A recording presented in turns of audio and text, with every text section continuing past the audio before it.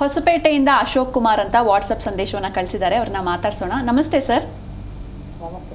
ನಮಸ್ತೆ, ಗುರೂಜಿ ಇದ್ದಾರೆ, ಮಾತಾಡಿ. ನಮಸ್ಕಾರ, ಹೇಳಿಪ್ಪ. ಹೆಸರು ಅಶೋಕ್ ಅಂತ ನಾನು ಹೊಸಪೇಟೆಯಿಂದ 5:30 AM ಅದು 5:30 AM. ಓಕೆ, ಹಾಂ ಒಂದು ನಿಮಿಷ ಲೈನಲ್ಲಿ ರೀ. ಹಾಂ ನಿಮ್ಮ ನಕ್ಷತ್ರ ರಾಶಿ ಗೊತ್ತಿದೆಯಾ? ಇಲ್ಲ ಗೊತ್ತಿಲ್ಲ.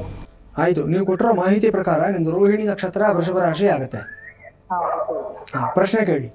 ಗುರುಜಿ ಬ್ಯಾಂಕಿಂಗ್ ಎಕ್ಸಾಮ್ ಬರೀತಿದ್ದೆ. ಓಕೆ. ಈಗ ಪ್ರಿಲಿಮ್ಸ್ ಎಕ್ಸಾಮ್ ಕ್ಲಿಯರ್ ಆದರೆ ಇಂಟರ್ವ್ಯೂ ಕ್ಲಿಯರ್ ಆಗೋದಿಲ್ಲ. ಹಾಂ ಹಾಂ. ಈ ಮೇನ್ಸ್ ಎಕ್ಸಾಮ್ ಕ್ಲಿಯರ್ ಆಗೋದಿಲ್ಲ ಗುರುಜಿ. ನಾನು ಪ್ರೈವೇಟ್ ಅಲ್ಲಿ ಮಾಡ್ತಿದ್ದೆ ಮುಂಚೆ. ಪ್ರೈವೇಟ್ ಅಲ್ಲಿ ಇದೇ ತರ ಆಯ್ತು, ಒಂದು ಆಫರ್ ಲೆಟರ್ ಕೊಡ್ತೇನೆ ಅಂತ ಹೇಳಿ ಕೊಡ್ಲಿಲ್ಲ ಅವರು. ಅಲ್ಲಿ ಬಿಟ್ಟು ಗೌರ್ಮೆಂಟ್ ಅಲ್ಲಿ ಇನ್ನೂ ಇಲ್ಲ ಆಗ್ತಿರೋದು. ನಾನು ಒಂದು 2 ವರ್ಷ ಟ್ರೈ ಮಾಡ್ತಿದ್ದೆ. ಮೊನ್ನೆ ಎಕ್ಸಾಮ್ ಕ್ಲಿಯರ್ ಆಯ್ತು, ಇಂಟರ್ವ್ಯೂ ಆಗ್ತಿರೋದು ಹಿಂಗೆ ಆಗ್ತಿರೋದು. ಈಗ ಓಕೆ, ಈಗ ರೀಸೆಂಟಾಗಿ ಲಾಸ್ಟ್ ಯಾವಾಗ ನೀವು ಎಕ್ಸಾಮ್ ತೊಗೊಂಡಿದ್ದು? April May 5 May 5. ರಿಸಲ್ಟ್ಸ್ ಯಾವಾಗ ಬರುತ್ತೆ ನಿಮ್ಗೆ ಅದು? ಅಂದ್ರೆ ಈಗ ಏಪ್ರಿಲ್ 10 SP ಇರೋದು ಇದೇ ವಾರದಲ್ಲಿ ಬರ್ತಿರೋದು. ಇದೇ ವಾರದಲ್ಲಿ ಯಾವಾಗ ಬರ್ತಾರೆ, ಶುಕ್ರವಾರ ಬರ್ಬೋದು, ಇಲ್ಲಾಂದ್ರೆ ಗುರುವಾರ ಬರ್ಬೋದು. ಈ ವಾರದಲ್ಲೇ ಬರೋ ಸೂಚನೆಗಳಿದೆ ಅಲ್ವಾ? ಹೌದು ಹೌದು. ಆಯ್ತಪ್ಪ, ತೊಂದರೆ ಇಲ್ಲ. ನಿಮ್ದು ಗುರುದಶಾ ಶನಿ ಭುಕ್ತಿ ನಡೀತಾ ಇದೆ ಇವಾಗ.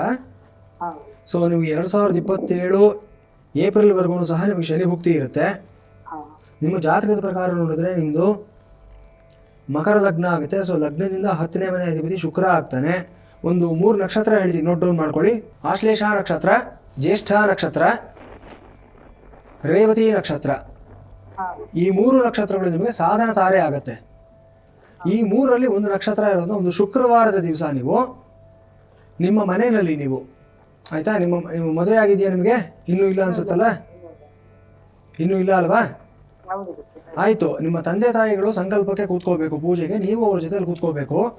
ಏನು ಪೂಜೆ ಮಾಡಬೇಕು ನೀವು ಅಂತಂದರೆ, ಒಂದು ರಾಜರಾಜೇಶ್ವರಿ ದೇವಿಗೆ ಅಥವಾ ಭ್ರಮರಾಂಬಿಕಾ ದೇವಿಗೆ ಸಂಬಂಧಪಟ್ಟಂತೆ ಒಂದು ಪೂಜೆಯನ್ನು ಮಾಡ್ಕೋಬೇಕು ಮನೆಯಲ್ಲಿ, ಆಯಿತಾ? ಯಾರಾದರೂ ಸರಿಯಾದ ಪುರೋಹಿತರ ಒಂದು ಮಾರ್ಗದರ್ಶನದಲ್ಲಿ ಒಂದು ಭ್ರಮರಾಂಬಿಕಾ ದೇವಿ ಪೂಜೆಯನ್ನು ಮಾಡಿ ಮನೆಯಲ್ಲಿ. ಅಥವಾ ನಿಮ್ಮ ಮನೆಯಲ್ಲಿ ಅನುಸಾರವಾಗಿ ನಡ್ಕೊಂಡು ಬಂದಿರುವಂಥ ವ್ರತಗಳು ಯಾವುದಿರುತ್ತೆ, ಈ ವರಮಹಾಲಕ್ಷ್ಮಿ ವ್ರತ ಆಗ್ಬೋದು ಅಥವಾ ಬೇರೆ ಶ್ರಾವಣ ಮಂಗಳಗೌರಿ ವ್ರತ ಆಗ್ಬೋದು, ಇದನ್ನು ಮುಂದಿನ ವರ್ಷ ಈ ವರ್ಷ ಮಾಡಬೇಕಾದಾಗ 5 ಜನ ಮುತ್ತೈದರನ್ನು ಕರೆಸಿ ಅವರಿಂದ ಆಶೀರ್ವಾದ ತಗೊಳ್ಳಿ. ನೀವು ಒಂದು ಶುಕ್ರವಾರದ ದಿವಸ ನಾನು ಹೇಳಿದಂಥ ಪೂಜೆಯನ್ನು ಮಾಡಿ. ಅದಕ್ಕೆ ಆಲ್ಟರ್ನೇಟಿವ್ ಆಗಿ ಏನು ಮಾಡಬೇಕು ಅಂದರೆ ದುರ್ಗಾದೀಪ ನಮಸ್ಕಾರವನ್ನು ಸಹ ಮಾಡಬಹುದು ನೀವು.